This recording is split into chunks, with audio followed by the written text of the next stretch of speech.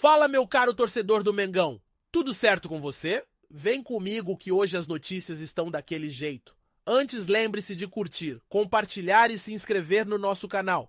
Então, sem mais delongas, vamos às notícias.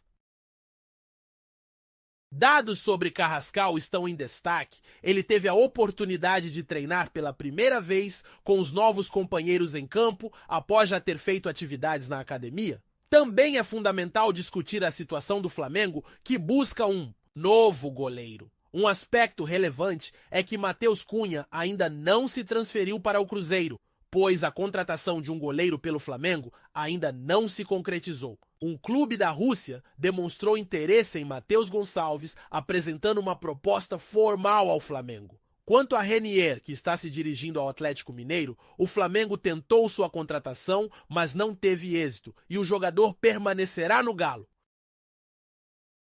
Antes de continuarmos, não deixe de curtir, comentar e se inscrever no nosso canal.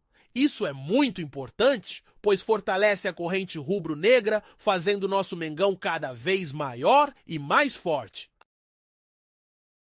Sobre Renier, ele deve chegar a Belo Horizonte na noite desta terça-feira para formalizar um contrato com o Atlético Mineiro com duração de 4 anos e meio. O acordo com o Real Madrid prevê que ele chegue sem custos, mantendo o Real 50% dos direitos econômicos, enquanto o Atlético Mineiro ficará com a outra metade. Essa transação parece ser vantajosa para o Galo, uma vez que não houve investimento para a aquisição do atleta. Especulações sugerem que o Flamengo tentou oferecer um salário mais alto, porém Renier optou por se unir ao Atlético Mineiro. Informações obtidas junto ao Atlético apontam que não houve propostas formais do Flamengo e que, caso tenha havido alguma sondagem, eles não têm conhecimento. O Flamengo também nega ter feito qualquer oferta, o que é esperado na atual situação. A confirmação é que o jogador assinará o contrato nesta terça-feira.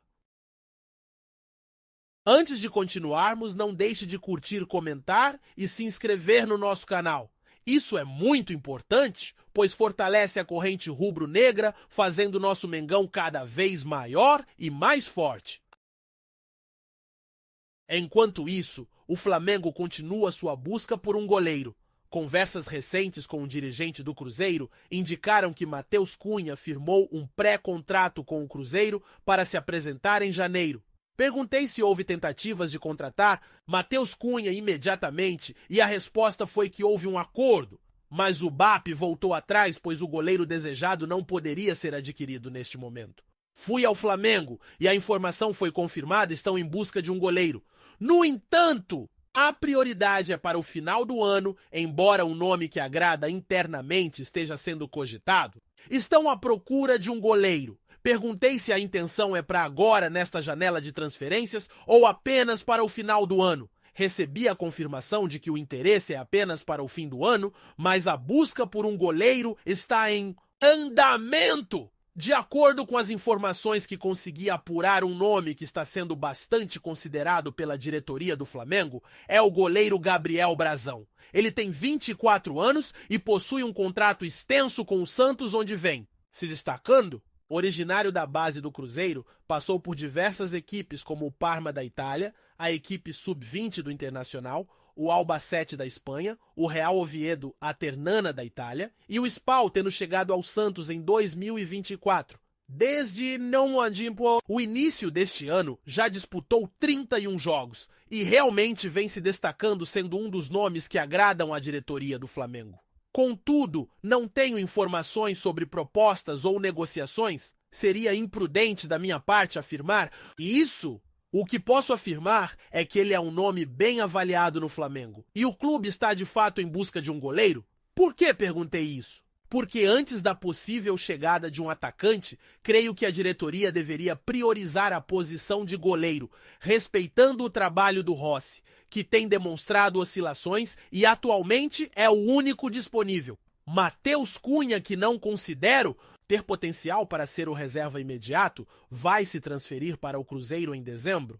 Portanto, o rubro-negro deveria trazer um goleiro ainda nesta janela? Essa é a minha opinião. Acredito que essa contratação deve ser feita, mas a diretoria do Flamengo está ciente da necessidade de um goleiro e já está no processo de busca para que ele chegue no final do ano, ou seja, para janeiro de 2026. Eles não vão esperar até o fim do ano para isso. Resta saber quem será o novo goleiro. Penso que deve ser alguém superior ao Rossi. Acredito que o Rossi poderia ser um bom reserva, mas não é o ideal para ser o titular indiscutível. Antes de continuarmos, não deixe de curtir, comentar e se inscrever no nosso canal. Isso é muito importante, pois fortalece a corrente rubro-negra, fazendo nosso Mengão cada vez maior e mais forte. Quanto a Matheus Gonçalves, o CSKA já informou seus empresários. O clube já havia sinalizado a eles, que então comunicaram ao Flamengo sobre uma proposta. Recentemente, o CSKA enviou uma carta oficial chamada Carta de Interesse, expressando o desejo de contratar o jogador. No entanto, essa carta não incluía qualquer proposta. Sendo assim, o Flamengo não tem o que responder. Se há interesse no jogador, uma proposta deve ser feita e o Flamengo fará a avaliação. Conversei com um dos empresários e eles pretendem dialogar com o Flamengo para estabelecer um valor que o CSKA possa oferecer. Sabemos que a quantia de 3 milhões por 50% não será aceita pelo Flamengo, pois essa proposta já havia sido aceita anteriormente, mas o clube optou por recuar e não concretizou a negociação. O atleta permanece no Flamengo. O clube não é do tipo que afirma não querer negociar. O Flamengo está aberto a transações, tanto que estava disposto a negociar com o Cruzeiro, mas tudo depende da proposta do time russo. A carta de interesse foi recebida pelo Flamengo e essa informação foi confirmada por pessoas ligadas ao clube. Essa é uma prática comum em negociações, o envio de uma carta de interesse? No entanto, o que ouvi do Flamengo foi: qual proposta vocês pretendem apresentar? O CSKA deverá fazer a proposta em breve, mas os empresários relataram que desejam dialogar com o Flamengo para entender qual valor o clube busca receber para pensar na negociação de Matheus Gonçalves. Diante disso, quanto o Flamengo deve solicitar ao CSKA para liberar Matheus Gonçalves? Acredito que um acordo deve ser alcançado, pois com o tempo o jogador tende a perder valor de mercado. Por exemplo, se atualmente ele vale 10 milhões dentro de um ano, pode valer, 7 ou 6 uma, vez que não jogará especialmente com os reforços que estão chegando ao Flamengo. Gostaria de saber a opinião de todos. Antes de continuarmos, não deixe de curtir, comentar e se inscrever no nosso canal. Isso é muito importante, pois fortalece a corrente rubro-negra, fazendo nosso Mengão cada vez maior e mais forte. Algo curioso apareceu nos registros do futebol mundial. Sem anúncio, sem festa, mas com um peso enorme para quem carrega o vermelho e preto no peito. Em um documento oficial, a FIFA, que é nada menos do que a entidade máxima do futebol no mundo, colocou o título de 1987 como sendo do Flamengo. Isso mesmo, o ano de 1987, aquele que sempre foi motivo de briga, discussão, decisões judiciais e muita polêmica. Durante décadas, a CBF não reconheceu o Flamengo como campeão. O próprio STF, o Supremo Tribunal Federal, decidiu que o título era do esporte. Mas agora, mesmo com tudo isso, a FIFA foi lá e publicou o campeão brasileiro de 1987, Flamengo. Para muitos isso pode parecer apenas um detalhe, mas para quem viveu aquela época, para quem viu o que aquele time fez em campo, essa mudança é muito mais do que uma linha em um papel.